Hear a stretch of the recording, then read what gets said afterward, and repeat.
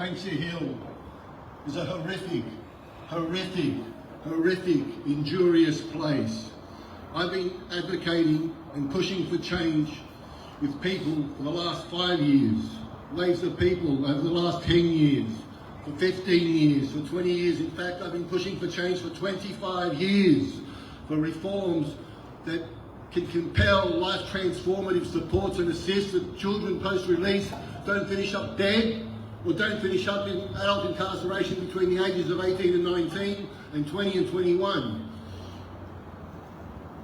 A stark statistic that needs to be understood about the horrific place that children's prison, it should not be called juvenile detention, it's a child's prison, which I call a gulag at times, which I have seen from the inside. It is as horrific as it gets, as inhuman and as barbarous as a place of dungeons, stir-crazy existences where we harm children more on the inside than they were harmed on the outside, and they come out worse, invalidated. They talk of these children as dangerous and complex. They have special needs, not complex, and that's a short, quick for an excuse-making agenda to do nothing about it in the immediate, to not provide the support and the spends and the things that need to be done that the Nordic countries are doing, that have led to the lowest recidivism rates in the world, in the Nordic countries. We can't even accept compelling evidence from this rotten, putrid government. One government after another has continued the degradation of these children's lives. And the horror of what you heard hasn't been in just recent years. We heard of a boy who I met in an adult prison of 406 days, incarcerated in a cell, in a stir-crazy cell, a place, the cell's no bigger than the distance between these columns. That's what these cells look like. I've seen them from the inside. I've seen the horrific existences, and I've seen the aftermath of what actually happened to these children. We've lost 2 boys. We have tragically lost 2 boys.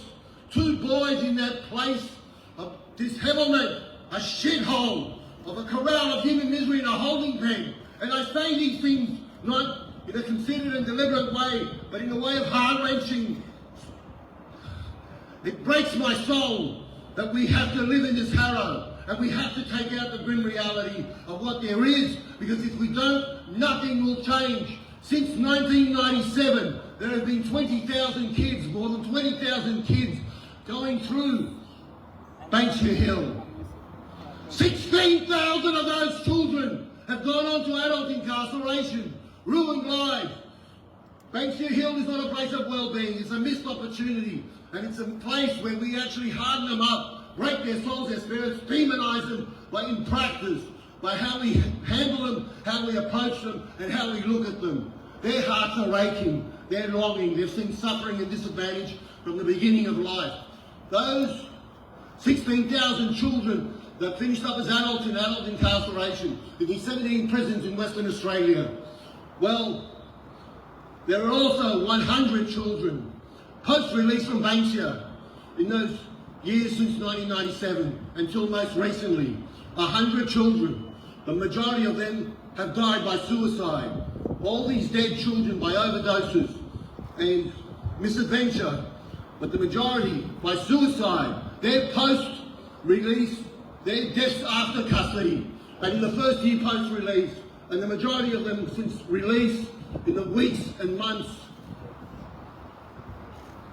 that they spent on the outside, were all hopeless and bleak, and they had no safety nets to turn to. We strand these children. Right now we've got an arrest and release culture. They're boasting how they've reduced the numbers from 200 to 150 to 100 to 50 to now 47. The Premier says we've got 47 kids only in Banksia Hill and 4 in Unit 18. That's not a boast, that's a condemnation, because what's happening is 1,400 children are on community orders. There's an arrest and release culture. There's no release and support. There's no release and support. We're stranding them. 100% of these children will go on to adult incarceration, or ruined lives, or miserable lives, or withdrawn and reclusive, as I've seen many finish up, who actually live this life out, totally broken. They say that we are breaking these kids.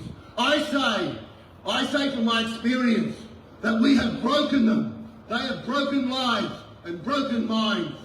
They're not dangerous kids. I know most of the Unit 18ers.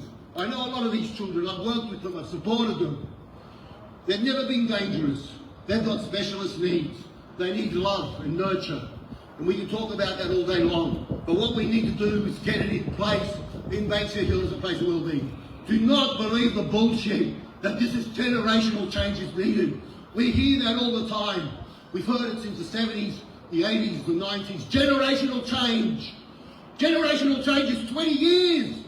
We do all those in the present and disregard them. If what works, works. It works from the first day. That boy, Cleveland, whose family I love, and they're good people, salt of the earth. He did not need to die. He spent the last 86 days of his life, 75 of them in a jail cell, 75 of the last 86 days of his life. He was 6 weeks past the age of 16. Yesterday was his birthday. Yesterday he turned 17. He never saw that day. His parents had to celebrate without him. And that breaks my heart because I know these people and I know their pain, like the pain of all those that have gone before us and will go again.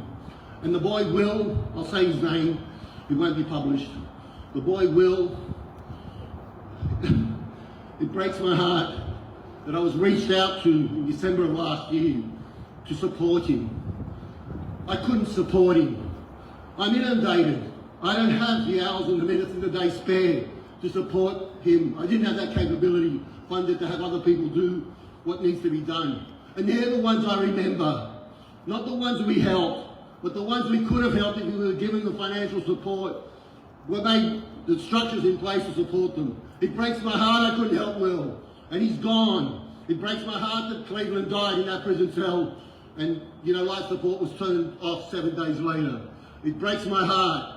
We need to be better than this.